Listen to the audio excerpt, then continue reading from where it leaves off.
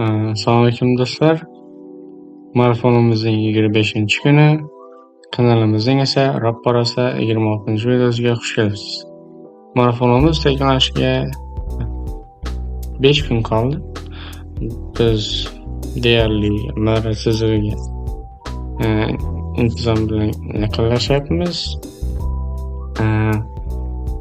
Biz loyihani to'liq bitirganimiz uchun eng muhim va amaliy dasturlash foydalanuvchilarini o'rganishda davom etyapmiz. Hali ham bugun React'da interfeysni jonlantiradigan eng asosiy ustun event handling, ya'ni hodisalarni boshqarishni o'rganamiz.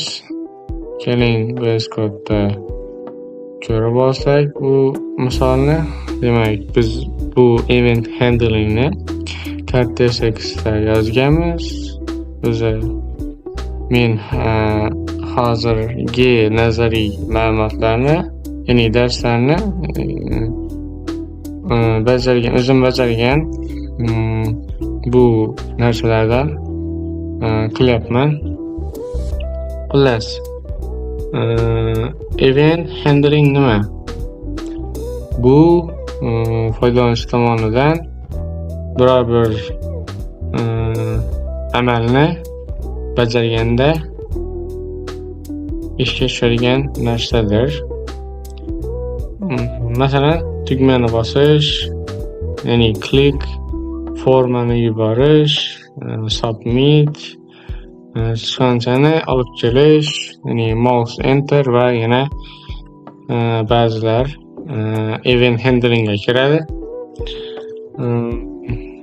O'zi toza JavaScriptda biz buni qanday ishlatar edik? Ya'ni toza JavaScriptdan farqi nima?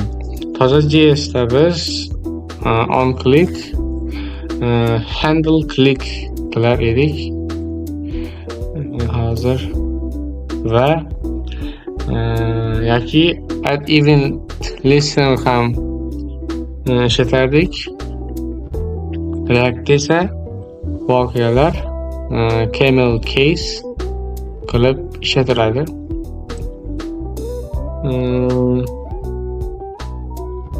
Ya'ni on click ni biz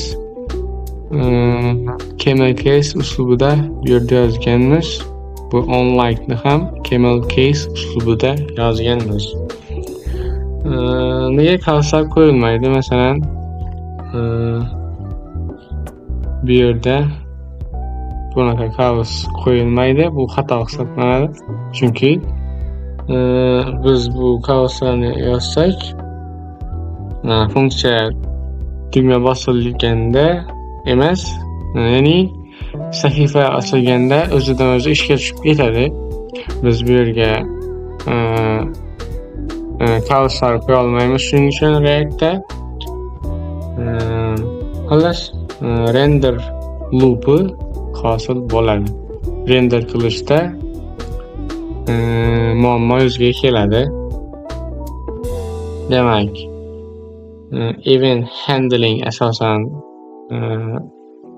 biz bu yerda ishlatganmiz event handlingni, ya'ni hodisalarni boshqarish. Boya aytib o'tganimdek, demak, Cortex faylimizdagi aynan on click, on like degan funksiyani, ya'ni bu yerda ishlatganmiz. Bu on clickni esa biz bu funksiyani albatta CartList.tsxda ishlatganmiz. Ya'ni handle like-ni nima bajarishini ko'rsatganmiz bu yerda CartList.tsxda va shu orqali bizga ishga tushib beryapti.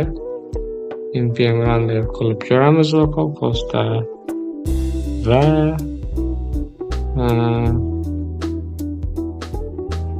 bu yerda ko'rsak, like'lar hammasi joyida, chunki umuman unchalik kod o'zgartirganimiz yo'q. Bu yerda biz buttonni bosganda batafsil sahifasiga olib o'tish uchun yo'q. Ha, shunaqa desam ham bo'ladi, lekin biz asosan on click degan bosganda like tugmasini ishlatganmiz bu on clickni asosan, chunki bizga like bosganda o'zgarishi kerak, count oshishi kerak bittaga. Shuning uchun biz on click ishlatganmiz, lekin batafsil tugmasida esa bizga on click shart emas, chunki bu link hisoblanadi. Biz unchalik button yozganimiz yo'q bu yerga. Bu link shunchaki buttonga o'xshatib style berilgan. Demak, event handlingni biz hozirgi loyihamizda, ya'ni full stack journey loyihamizda click ni biz bu buttonda ishlatganmiz, ya'ni like bosish buttonida. Buttonlarida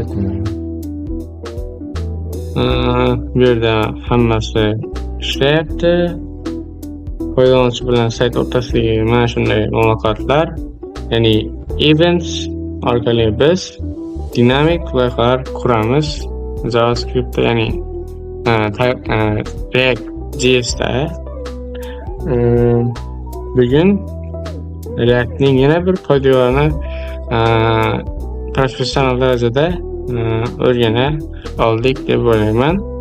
Agar video sizga foydali bo'lgan bo'lsa, videoga dahshatli qilib like bosing va birinchi kanalimiz, ya'ni hozirgi kanalga obuna bo'ling. Ertaga devlog 26 da ko'rishguncha xayr deb qolaman.